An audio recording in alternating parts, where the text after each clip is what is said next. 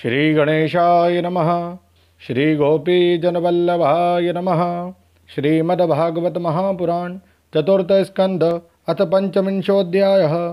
पुरंजन उपाख्यान का प्रारंभ।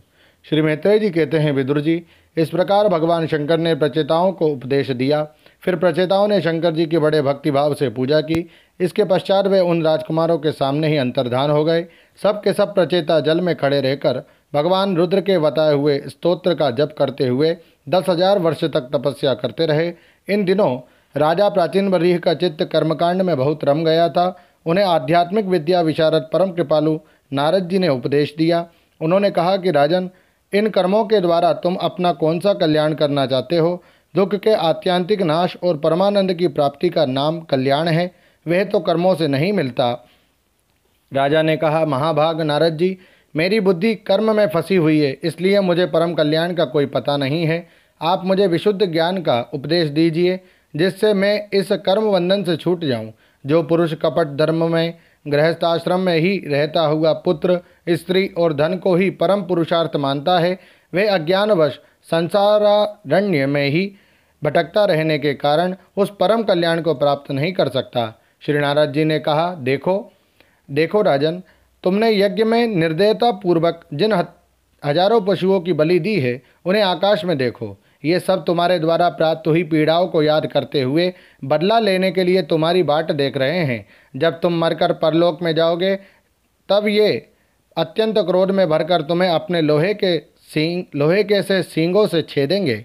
अच्छा, इस विषय में मैं तुम्हें एक प्राचीन उपाख्यान सुनाता हूँ। वह राजा पुरंजन का चरित्र है, उसे तुम मुझसे सावधान होकर सुनो। राजन, पूर्व काल में पुरंजन नाम का एक बड़ा यशस्वी राजा था। उसका अभिज्ञात नाम का एक मित्र था। कोई भी उसकी चेष्टाओं को समझ नहीं सकता था। राजा पुरंजन अपने रहने योग्य स्थान की खोज में सारी पृथ्वी में घूमा। फिर भी जब उसे कोई अनुरूप स्थान ना मिला, तब वह कुछ उदास सा हो गया। उसे तरह तरह के भोगों की लालसा थी। उन्हें भोगने के लिए उसने संसार में जितने नगर देखे, उनमें से कोई भी उसे ठीक न जचा। एक दिन उसने हिमालय के दक्षिण तटवर्ती शिखरों पर कर्मभूमि भारतखंड में एक 9 द्वारों का नगर देखा। वह सब प्रकार के सुलक्षणों से संपन्न था।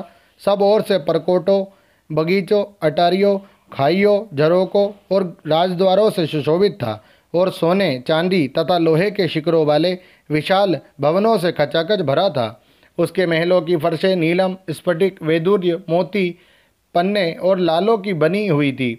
अपनी कांति के कारण वह नागों की राजधानी भोगवती पुरी के समान जान पड़ता था। उसमें जहाँ तहाँ अनेकों सभा भवन, चौराहे, सड़कें, क्रीड़ा भवन, बाजार, विश्राम स्थान, ध्वजा पताकाएँ और मूंगे के चबूतरे सुशोभित थे। उस नगर के बाहर दिव्य वृक्ष और लताओं से पूर्ण एक सुंदर बाग था। उसके बीच में एक सरोवर सुशोभित था।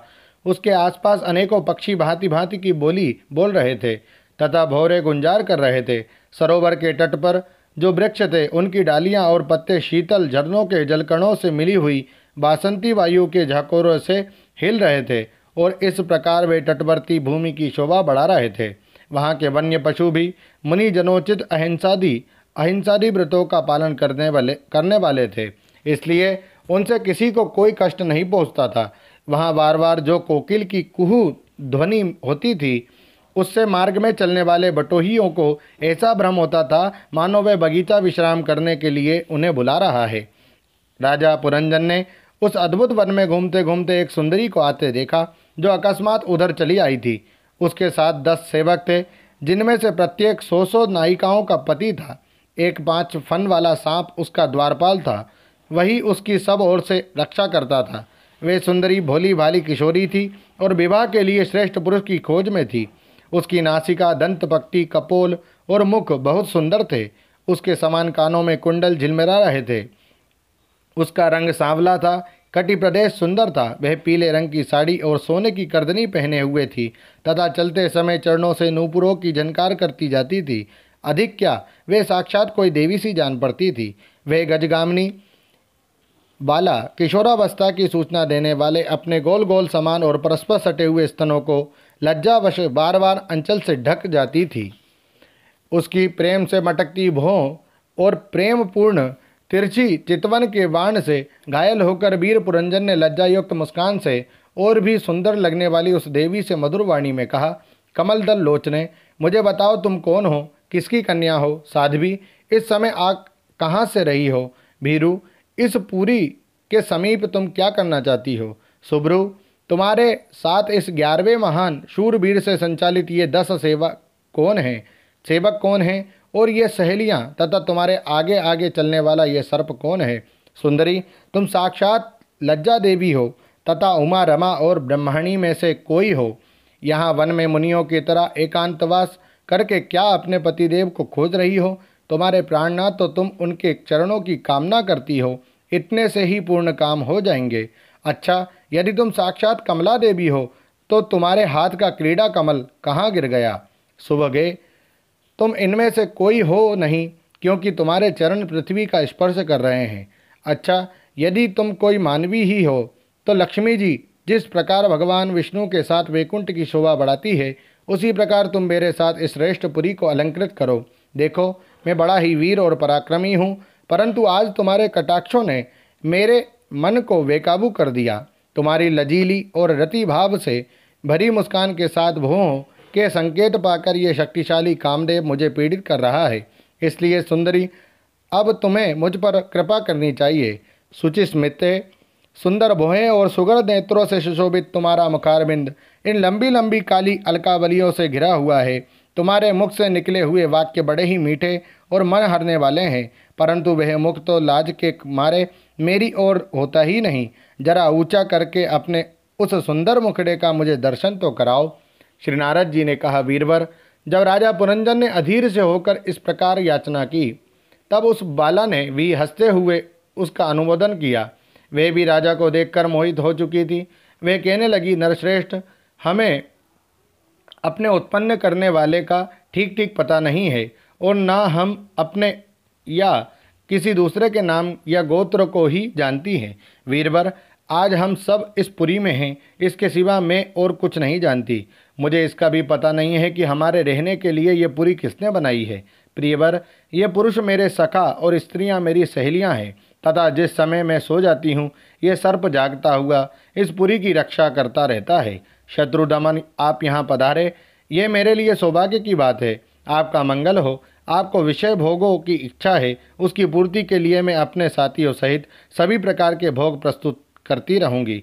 प्रभो, इस 9 द्वारों वाली पुरी में मेरे प्रस्तुत किए हुए इच्छित भोगों को भोगते हुए आप सैकड़ों वर्षों तक निवास कीजिए। भला आपको छोड़कर मैं और किसके साथ रमण करूंगी? दूसरे लोग तो ना रति सुख को जानते हैं, ना विहित भोगों को ही भोगते हैं, ना परलोक का ही विचार करते हैं और ना कल क्या होगा इसका ही ध्यान रखते हैं। अतएव पशुतुल्य है। अहो, इस लोक में गृहस्थाश्रम में ही धर्म, अर्थ, काम, संतान, सुख, मोक्ष, श्रेयस और स्वर्गादि दिव्य लोकों की प्राप्ति हो सकती है। संसार त्यागी यतिजन तो इन सब की कल्पना भी नहीं कर सकते।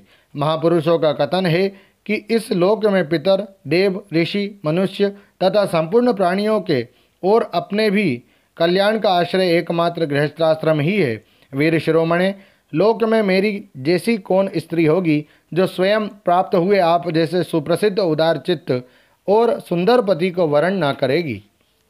महाभाव, इस पृथ्वी पर आपकी सांप जैसी गोलाकार सुकोमल भुजाओं में स्थान पाने के लिए किस कामनी का चित्त न ललचावेगा? आप तो अपनी मधुर मुस्कानमयी करुणापूर्ण दृष्टि से हम जैसी अनाथाओं के मानसिक संताप को शांत करने के लिए ही पृथ्वी में विचर रहे हैं। श्री नारद जी कहते हैं, राजन, उन स्त्री पुरुषों ने इस प्रकार एक दूसरे की बात का समर्थन कर फिर 100 वर्षों तक उस पुरी में रहकर आनंद भोगा।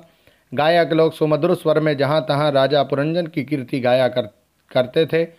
जब ग्रीष्म ऋतु आती तब वे अनेकों स्त्रियों के साथ सरोवरों में घुसकर जल क्रीड़ा करता। उस नगर में जो 9 द्वार थे, उनमें से 7 नगरी के ऊपर और 2 नीचे थे। उस नगर का जो कोई राजा होता, उसके पृथक पृथक देशों में जाने के लिए ये द्वार बनाए गए थे। राजन, इनमें से 5 पूर्व, 1 दक्षिण, 1 उत्तर और 2 पश्चिम की ओर थे। उनके नामों का वर्णन करता हूँ। पूर्व की ओर खद्योता और आविर्मुखी नाम के 2 द्वार एक ही जगह बनाए गए थे। उनमें होकर राजा पुरंजन अपने मित्र द्युमान के साथ विभ्राजित नामक देश को जाया करता था। इसी प्रकार उस ओर नलिनी और नालिनी नाम के 2 द्वार और भी एक ही जगह बनाए गए थे। उनमें होकर वे अवधूत के साथ सौरभ नामक देश को जाता था। पूर्व दिशा की ओर मुखिया नाम का जो 5वां द्वार था, उसमें होकर वे रसज्ञ और विपण के साथ क्रमशः बहुधन और आपण नाम के देशों को जाता था। पुरी के दक्षिण की ओर जो पितृहु नाम का द्वार था, उसमें होकर राजा पुरंजन श्रुतधर के साथ दक्षिण पांचाल देश को जाता था। उत्तर की ओर जो देवहु नाम का द्वार था, उससे श्रुतधर के ही साथ वह उत्तर पांचाल देश को जाता था। पश्चिम दिशा में आसुरी नाम का दरवाजा था, उसमें होकर वह दुर्मद के साथ ग्रामक देश को जाता था। तथा निरृति नाम का जो दूसरा पश्चिम द्वार था, उससे लुब्धक के साथ वह वैशश नाम के देश को जाता था। इस नगर के निवासियों में निर्वाक और पेशस्कृत ये 2 नागरिक अंधे थे। राजा पुरंजन आँख वाले नागरिकों का अधिपति होने पर भी इन्हीं की सहायता से जहाँ तहाँ जाता था और सब प्रकार के कार्य करता था। जब कभी अपने प्रधान सेवक विशु चीन के साथ अंतःपुर में जाता, तब उसे स्त्री और पुत्रों के कारण होने वाले मोह, प्रसन्नता एवं हर्ष आदि विकारों का अनुभव होता। उसका चित्त तरह तरह के कर्मों में फंसा हुआ था और काम परवश होने के कारण वह मूढ़ रमणी के द्वारा ठगा गया था। उसकी रानी जो काम करती थी, वही वह भी करने लगता था। वह जब मद्यपान करती, तब वह भी मदिरा पीता और मद से उन्मत्त हो जाता था। जब वह भोजन करती, तब आप भी भोजन करने लगता था, और जब कुछ चबाती, तब आप भी वही वस्तु चबाने लगता था। इसी प्रकार कभी उसके गाने पर गाने लगता, रोने पर रोने लगता, हंसने पर हंसने लगता और बोलने पर बोलने लगता। वे दौड़ती तो आप भी दौड़ने लगता, खड़ी होती तो वो भी खड़ा हो जाता, सोती तो आप भी उसी के साथ सो जाता और बैठती तो आप भी बैठ जाता।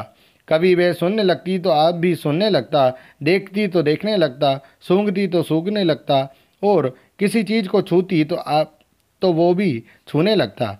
कभी उसकी प्रिया शोकाकुल होती तो वह भी अत्यंत दीन के समान व्याकुल हो जाता। जब वह प्रसन्न होती तो वह भी प्रसन्न हो जाता और उसके आनंदित होने पर वह भी आनंद हो जाता। इस प्रकार राजा पुरंजन अपनी सुंदरी रानी के द्वारा ठगा गया। सारा प्रकृति वर्ग परिकर ही उसको धोखा देने लगा। वह मूर्ख विवश होकर इच्छा ना होने पर भी खेल के लिए घर पर पाले हुए बंदर के समान अनुकरण करता रहता। ओम नमो भगवते वासुदेवाय। श्रीमद्भागवते महापुराणे पारमहंस्यां संहितायां चतुर्थे स्कंदे पुरंजनोपाख्याने पंचविंशोऽध्यायः। श्रीराधाकृष्णार्पणमस्तु। हरे नमः, हरे नमः, हरे नमः। जय श्री कृष्ण।